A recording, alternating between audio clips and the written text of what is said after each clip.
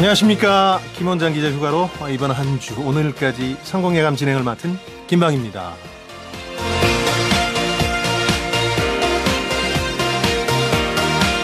프로야구 한화 이글스에는 투수 코치 송진호가 있습니다. 이 사람은 국내 프로야구 사상 최다승 투수 출신입니다. 20년 동안에 무려 210승을 올렸죠. 요즘 그는 만년 하위 팀을 막강 불펜 팀으로 끌어올린 공로를 인정받고 있습니다. 기자가 코치로서 그의 성공 비결에 대해서 물었습니다. 엉뚱하게도 그는 자신의 성공이 아니라 실패에 대해서 얘기했습니다. 중요한 것은 제가 KBO 역사상 가장 많은 패배, 153패를 기록한 선수라는 점입니다. 많이 이겼지만 그만큼 또 많이 졌습니다. 제 경우를 돌아보더라도 실패만한 자산은 없습니다. 자신에게 겸허하고 남들에게 관대하게 만드는 것으로 그만한 것은 없습니다. 더욱이 경력이 쌓이면서 남들과 같이 하는 일에 비중이 높아질 때는 실패의 경험이 더욱더 큰 도움이 됩니다. 성공예감 청취자분들 가운데서 지금 어려움에 처해 있거나 실패 맛보고 계신 분이라면 이렇게 생각해 보십시오. 이제 막 성공에 한 발 더 가까이 다가섰구나. 김원장 기자 대신 이번 한 주 제가 청취자 여러분께 드리고 싶은 위안의 말씀은 산전수전 다 겪은 투수 출신 송진호 코치의 바로 이 얘기입니다. 많이 진 경험이 코치 역할에는 큰 도움을 주는 것 같습니다. 성공예감 금요일 순서 시작하겠습니다.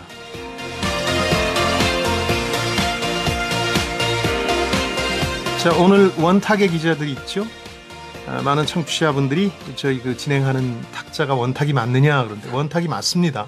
타원형인데 3분의 1쯤 잘려나갔습니다. 반탁이라고 하려고 그랬더니 정인설 기자가 반탁은 해방 공간을 떠올린다. 친탁 반탁. 그래서 반대하더군요. 타원형이라고 하겠습니다.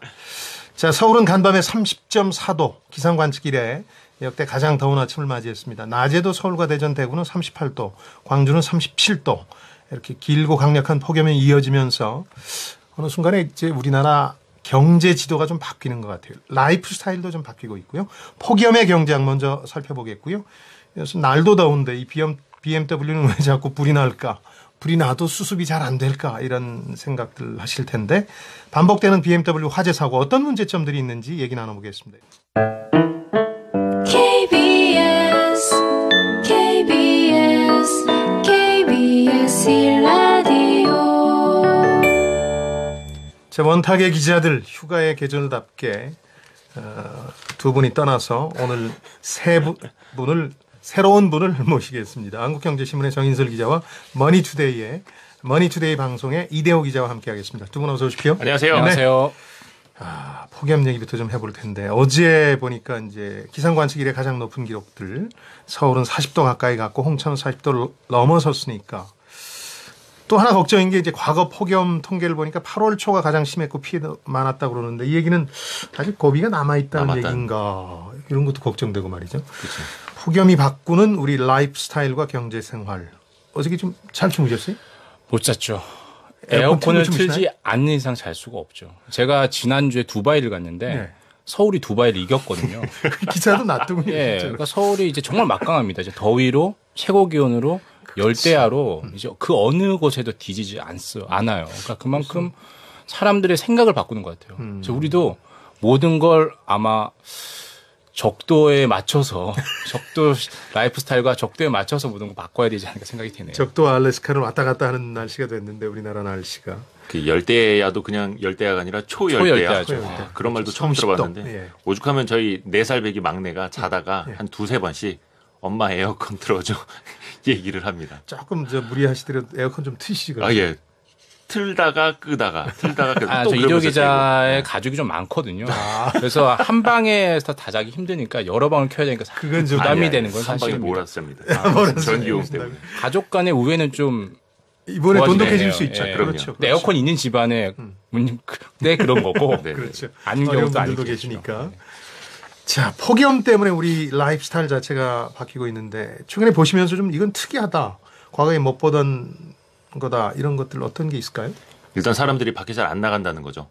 원래 그 유동 인구들이 좀 많아져야지 경제도 활력을 찾는데 그렇죠. 특히나 지금 가장 타격 심한 곳이 재래시장이라고 하고 불볕더위 그냥 내리쬐지 않습니까? 그렇죠. 그리고 야외 놀이공원 또 야외에 있는 그 워터파크들 뚜껑 없는 워터파크들은 또 장사가 또 안 된다고 하죠. 또 의외로 또 몰캉스라고 해서 백화점, 쇼핑몰, 마트 이런 데들은 최근에 전년 대비로는 거의 한 7, 8%에서 많게는 한 11%까지도 매출이 늘어나고 있다고 하고 실제로 저 같은 경우에도 주말에 뭐 할까 하면은 그냥 어디 쇼핑몰 가자. 그렇죠. 네. 거기 가서 뭐 밥이라도 사 먹고 오자. 이런 얘기가 나오고. 하루 종일 때울 수도 있으니까. 그렇죠. 사실. 그리고 이제 말씀하신 대로 요즘 원래 방송 뉴스 지금쯤 해수욕장 쫙 비춰줘야 되잖아요. 그쵸. 근데 해수욕장 비춰줘봐야 사람이 없는 거예요. 그러니까 해운대 물반 사람 반 그 맞아요. 장면이 없어졌다. 이게 나와야 되는데. 물 온도가 수온이 30도가 넘는다고 하니까 도대체 해수욕을 할 수가 없는 저녁 사우나를 할 7시가 수밖에 돼야 없는 이제 상황이죠. 예. 시원해지는 해운대로 게. 나온다 그러는데. 맞습니다. 그러니까 다들 올빼미형으로 라이프 스타일이 바뀌는 것 같고요. 예.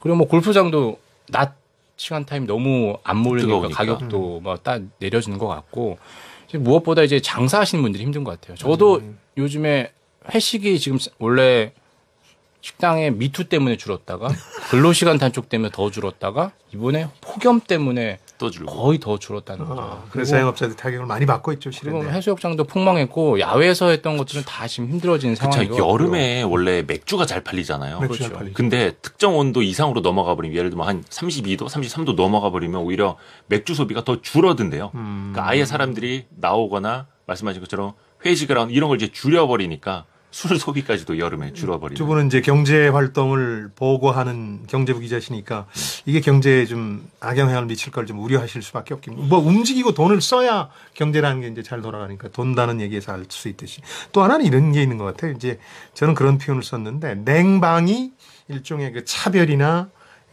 이걸 갈라놓는 냉방 디바이드라고 할까요? 그러니까 냉방이 되는 곳만 찾아 뭐 그 대단한 얘기도 아닌데 아니 맞습니다. 맞아요. 식당 가면 요즘에 예. 가장 좋은 자리 옛날에는 창가 쪽이었잖아요. 예. 지금은 에어컨 바람이 직방으로 그렇죠. 오는 자리가 예. 사실 최고의 명당 자리예요. 아까 말씀하신 맞아요. 뭐 재래시장, 야외 이런 게 냉방이 안 되는 곳이고, 그러니까 냉방이 되는 곳을 찾아간다는 점에서 그런 디바이드가 벌어지고 있고, 또 냉방이 되는 장소에서 쾌적하게 일하시거나 사시는 분과 그렇지 않은 분 간에 또 차별도 맞아요. 벌어지고 있고. 이럴 때 제일 힘드신 분들이 이제 소외계층이고 예. 바깥에서 일하시는 분들인데 뭐 저희처럼 이렇게 시원한 사무실에 일하는 사람들은 밖에 잠깐 나갈 때만 힘들지만 예. 하루 종일 계시는 분들 입장에서는 정말 힘들고 왜 그 한겨울에도 우리가 소외 이웃들을 돕듯이 예. 정말 한여름에도 좀 도와야 되지 않는가라는 생각도 들더라고요. 이대호 진짜. 기자 의견이었는데 저는 이 얘기도 좀 드리고 싶어요. 정 기자 의견도 좀 듣고 싶은데 직장인들이 몇 해 전에 그 넥타이를 풀을 수 있게 됐어요. 이제 콜비즈라 그래서 네. 이거 가지고는 안 될 것 같아요. 그래서 저는 이제 지금은 재킷이나 셔츠를 입잖아요. 라운드 티를 허용을 안 하니까.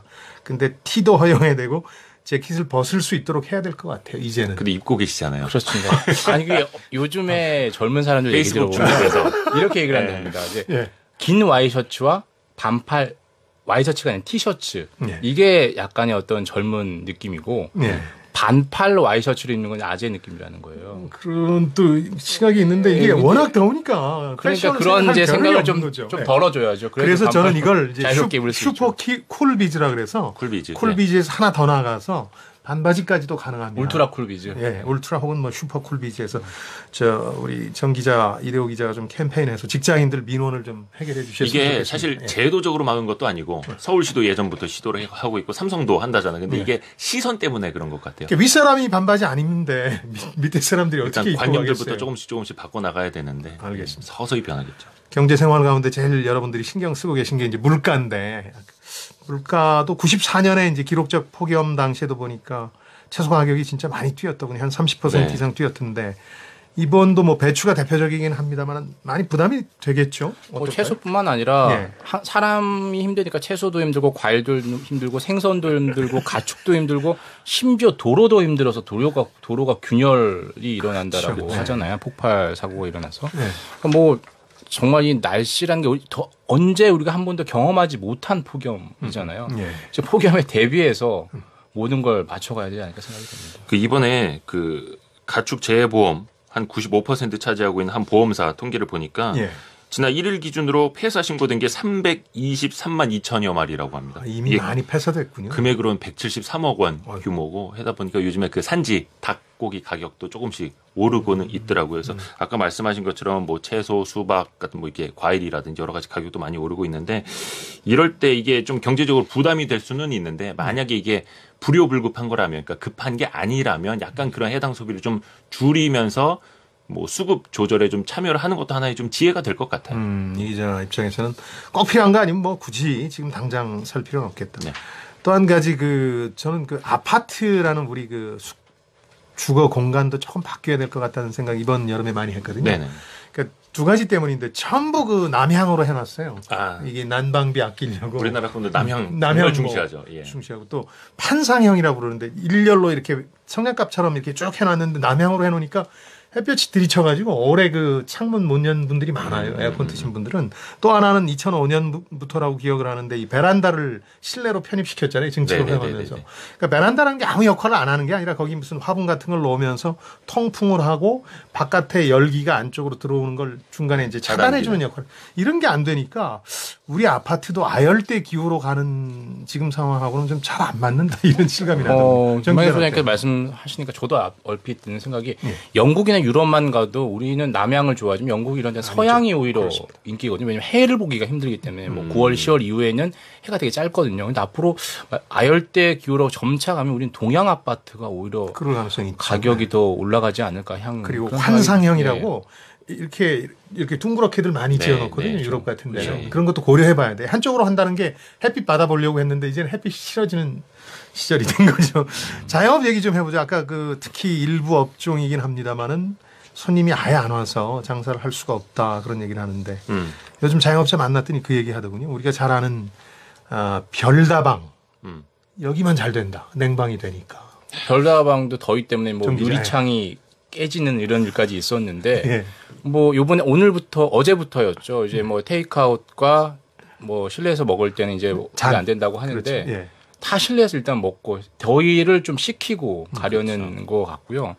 아까도 제가 말씀드렸던 것처럼 지금 원래는 여름 장사가 한몫하는 그렇죠. 대목이잖아요. 네. 원래. 예. 근데 제목이 이제 완전히 뒤바뀌었습니다. 이런 게 바뀐 경제지도인 것 같아요. 그러니까 자영업 하시는 예. 분들은 참 저도 이제 저희는 이제 방송이니까 그렇죠. 왜 시민 인터뷰 촬영할 때 되게 힘들거든요. 섭외가 되게 안 돼요. 근데 그 중에 섭외가 가장 잘 되는 멘트 따기 정말 쉬운 인터뷰 내용이 뭔지 아세요? 뭐예요? 경기 어떠세요? 체감 경기 어떠세요? 항상 어렵습니다. 10명한테 물어보면 10명 다 어렵다고 해요. 어렵잖아요. 그 멘트는 정말 따기 쉬워요. 그 정도로 이제 항상 체감 경기는 안 좋은 게 기본 베이스이긴 한데 자영업 하시는 분들도 특히나 그런 케이스가 많으실 거고 많이들 들어와야 되는데 잠시 후에 우리가 또 뭐 이제 전력 이야기도 하겠습니다만 예. 개문 영업이라고 해서 문을 열어놓고 영업하시는 분들 많잖아요. 특히나 그렇죠. 뭐 예, 화장품이라든지 예. 그러니까 지나가던 사람들이 들어오게끔 유인해야 되는 것. 지금처럼 찜통 더위는 만약에 그 문을 열어놓고 있는 화장품 가게 앞에 지나가면 순간적으로 되게 시원해요. 그렇죠. 그러면서 한번 쳐다보게 됩니다. 그러면서 뭐 100명 중에 한두 명이라도 발길을 더 끌어올 수가 있고 되죠. 그것도 하나의 영업 수단이 되는 거거든요. 근데 이제 그것도 뭐 작년, 재작년부터 계속해서 단속도 규제도 하고 있잖아요. 그래서 예. 영업 수단이 하나 사라지는 것도 좀 있긴 있습니다. 그렇죠. 시민 인터뷰에서 길거리에서 인터뷰 대상자 고르기 쉬운 이유는 경기에 관한 질문에 네. 실제로 길거리 이렇게 떼앞변 밑에서 이제 다니시는 분이 경제적으로 어려운 분들일 거예요. 많죠. 잘 되시는 분들은 차 타고 다니죠. 자 아까 전략 얘기가 나왔으니까 워낙 이 폭염과 관련해서 할 얘기가 많은데 네. 그 핵심적인 것만 몇 가지 짚어봐야 돼서 전력 얘기를 좀 해보죠. 저희가 이제 밤에 에어컨을 틀느냐 마느냐 고민도 좀 했는데 이게 예전처럼 누진제에 대한 근본적인 개편 없이 그냥 전기요금 1시 인하 정도로 넘어가려고 하는 것 같죠? 어떻습니까? 근데 이게 바뀐 지 한 예. 2년도 안 됐잖아요. 누진제를 2016년 완화한 거 정도. 그렇죠. 근본적인 개편은 1단계에서 아니었죠. 3단계로 완화한 게 2년 전이었죠. 그때 정말 시끄러웠죠. 네. 그러다가 이제 2016년 12월에 누진제 6단계 최대 11.7배에서 3단계 3배로 조금 완화가 되기는 했습니다만 여전히 뭐 외국 같은 경우에는 뭐 1.1배에서 2배가 안 되는 경우가 많은데 그거에 비하면 좀 역차별이다. 그렇죠. 산업용에 비해서 또 비싸니까. 바로 그 부분인데 이제 청와대 청원 같은 걸 이렇게 들여다봤더니 근본적인 개편을 해달라는 거잖아요.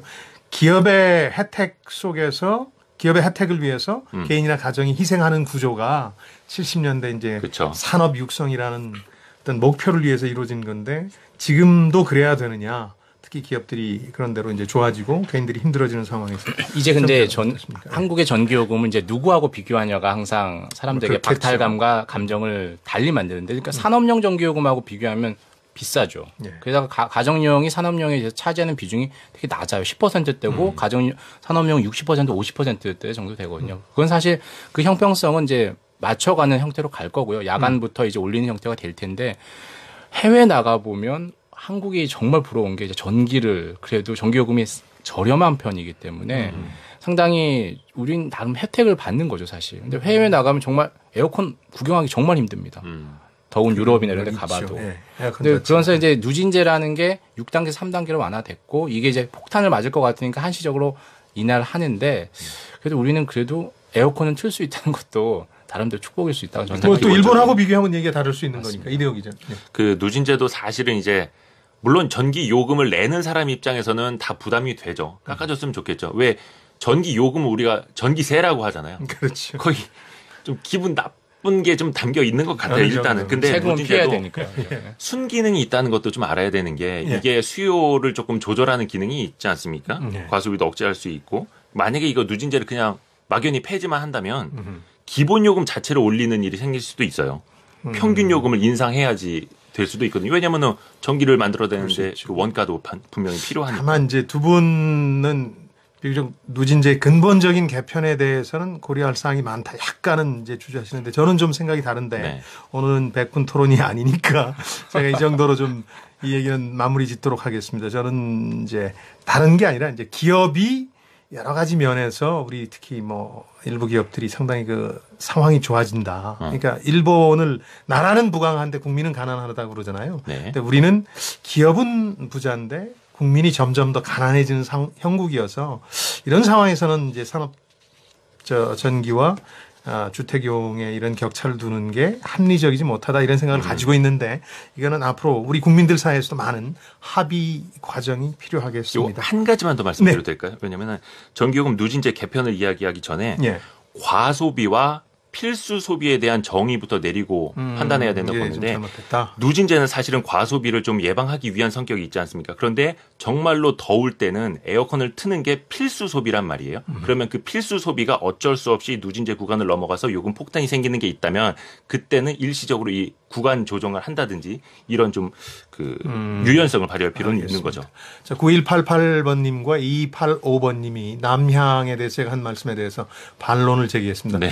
겨울에는 해가 잘 들고 맞습니다. 이제 그 부분 난방 때문에 난방을 우선 고려해요. 우리 그렇죠. 아파트 구조는 그러다 보니까 또. 그런 건데 이제 아열대형으로 갔을 때는 이제 냉방을 더 고려하는 주거 형태가 돼야 되지 않겠느냐 이런 말씀이고요. 저희들도 아까 서향이 낮다고 말씀드린 건 아니고 그렇게 되면 동향을 선호하지 않겠느냐 그런 얘기들을 한 겁니다. 네. 자, 성공예감 원탁의 기자들 듣고 계신 지금 시각은 9시 29분 막 되려고 하고 있습니다.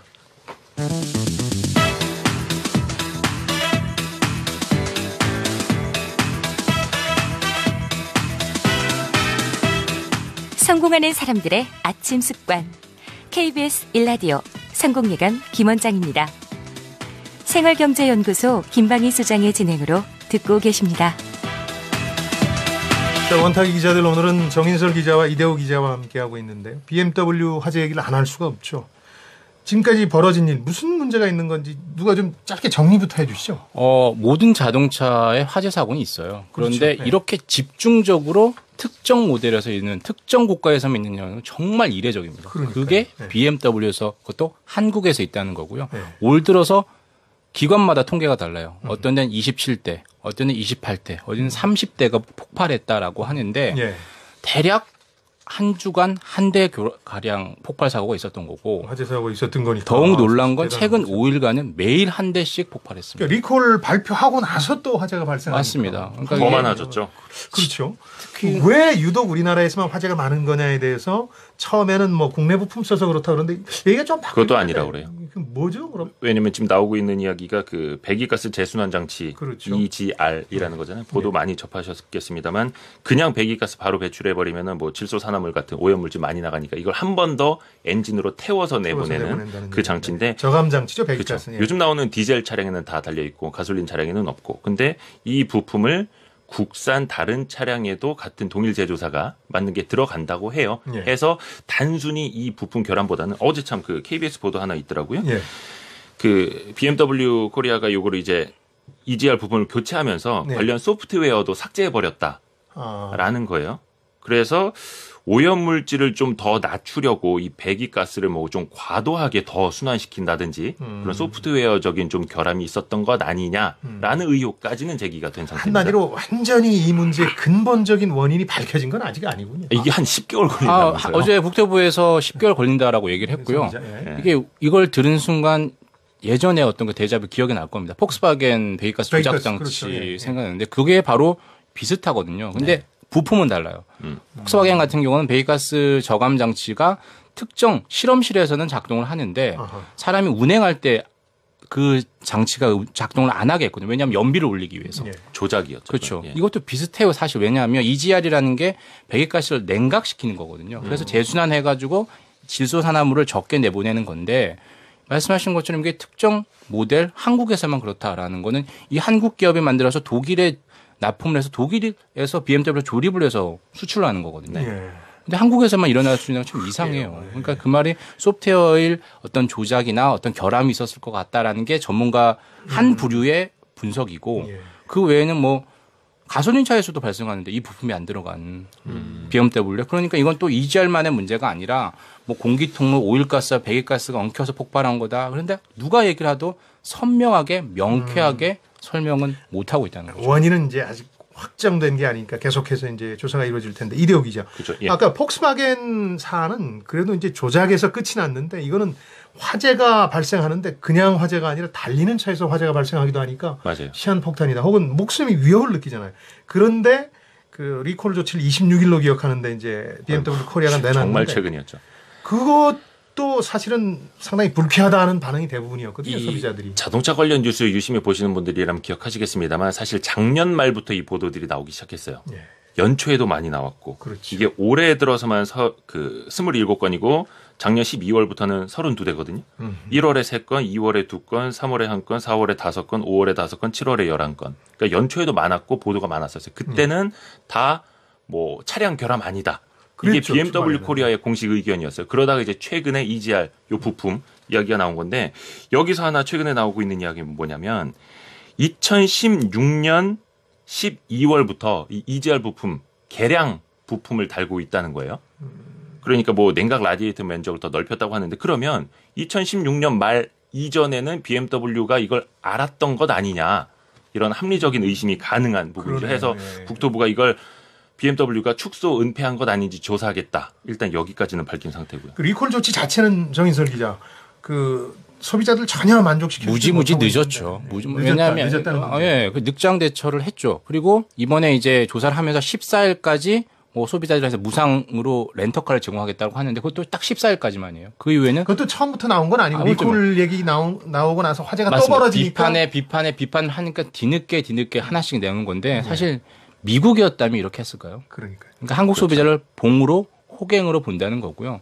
그 특정 모델 520D 모델 같은 경우가 전 세계에서 팔리는 30%가 한국에서 팔립니다. 한국이 작은 시장이 아니에요. 그런데도 불구하고 BMW를 좀 만만하게 보는 안일하게 대처하는 그 측면이 있는 거죠. 호갱님으로 취급을 당했는데 그럴 정도로 너무 이 독일 프리미엄 차들을 우리가 좋아해 주는 건 아닌가 하는 생각도 좀 들거든요. 왜냐하면은 그 디젤 배기가스 조작 논란 당시에도 소비자가 막 흥분했다가 금방 시장 점유율 회복했거든요. 이게 참 나중에. 이중성이 있어요. 예. 저희도 아파트가 안 좋고 물 새고 해도 얘기를 못 하잖아요. 부동산 가격이 떨어질까 봐. 아. 이분도 BMW 소유자분들은 예. 위험하고 하지만 혹시나 그것 때문에 중고차 가격 떨어질까 봐. 이 BMW는 항의를 하지만 이걸 대놓고 또 뭐 언론이나 이렇게 얘기하기도 좀 약간 어려운 측면이 좀 있는 건 사실인데 근데 이거는 사람의 생명과 안전과 직결되는 문제거든요. 이거 정말 무시한 문제, 정말 엄청난 문제예요. 사실. 소비자들이 더 강해질 필요도 있어요. 예, 이게 이래이죠. 지금 예. 벌써 나오고 있는 이야기 중에 하나가 뭐냐면 만약에 한 1년 뒤에 BMW가 한 30% 파격 할인한다. 그러면 또 매장에다 몰려갈 거 아니냐. 줄 서서 사겠죠. 거의 이건 이제 폭스바겐이 그랬죠. 우리나라 그렇죠. 네. 소비자들 스스로가 조롱 섞인 이야기를 하는 거긴 한데 그만큼 대한민국 소비자들 스스로가 조금 힘을 좀 키울 필요도 있겠다라는 생각도 들어요. 소송 얘기하기 전에 저는 그런 생각도 들어요. 이 국내 자동차 제조업체 현대기아차 같은 데는 뭐 하는 거냐. 안방에서 이렇게 엄청난 인기 때문에 우리 소비자들이 무시당할 정도라는 얘기는 현대기아차의 인기가 별로 없다는 반증이거든요. 신뢰도 인터넷 좀 같은 데 그렇고. 보면 예. 평생 안 타겠다 하는 얘기까지 나올 정도로 소비자를 그동안 외면했던 부분도 있는데 이런 게 사실은 기회가 돼야 되는데 국내 업체는 별로 기회는 안 되는 것 같아요. 좀 반사이익으로 좀 가져가긴 해야 되는데 그게 되게 안타깝죠. 예. 알겠습니다. 소송 얘기를 잠깐 해보겠습니다. 그 집단 소송이라고 언론들이 표현은 하고 있는데 이게 진정한 의미의 집단 소송은 아니잖아요. 아니죠. 예, 그렇죠? 우리나라에서 예. 집단 소송이 되는 건 이제 내가 원고가 아니어도 원고와 똑같은 상황이 있으면 원고가 승소했을 때 나도 보상을 받는 게 그 판결 집단 소송이 적용되는 거죠. 내가 원고가 아니어도. 근데 이건 증권 분야에만 지금 적용이 네, 되고 그렇죠. 있고요. 네. 우리가 흔히 집단 소송 말을 하지만 공동 소송이고 뭐 그냥 단체 소송일 집단으로 뿐이지. 소송한다는 의미. 예, 내가 원고가 되지 않는 한 절대로 그 혜택을 받을 수가 없습니다. 단체 소송이라고 하는 게 맞죠. 예, 단체 소송. 그래서 뭐 결국에 그 이걸 좀 확대해야 된다 이런 지적도 있고요. 법규가 좀 미비하다라는 건 여기저기 다 있습니다. 이번 같은 경우에도 사람의 생명과 직결되기 때문에 운행을 중단하거나 판매를 중단해야 되는데 할 수도 있는데 우리나라 법에는 그런 조항이 없어요. 자동차 관리법에 보면 안전 때문에 사고 위험 때문에 뭐 운행을 중단해야 될 그런 법규가 맞아요. 없습니다. 이게 진짜 저도 되게 걱정되는 게 이대호 기자. 뭐냐면 예. 정말로 BMW 차량 달리다가 사람이 죽어야만 행정명령을 내릴 건가. 그 이후에 만약에 끔찍하죠. 여론이 더 예. 끔찍해지면 그때는 분명히 행정명령 뭐든지 할 거거든요. 하겠죠. 그러니까 정인설 기자도 말씀하신 것처럼 현행법상 강제로 지금 차량 운행 특정 모델을 세울 수 있는 권한이 없다는 없으니까. 거예요. 근데 그 중에 보면 자동차 관리법 제25조 보면은 그 밖에 대통령령으로 정하는 사유 있거든요. 예. 대통령령으로 정하면 되죠. 대통령에도 근데 없죠 지금은. 그렇죠? 이건 정하는 건 정하면 오래 걸리는 건 아니니까 그렇죠. 국무회의만 하면 그렇죠. 되니까. 그런 부분은 그러니까 하면 할 수 있는데 예. 대한민국 그 국토부가 예. 약간 조금 더 좀 세게 나갔으면 어떨까? 음흠. 왜 세게 나가지 못하느냐?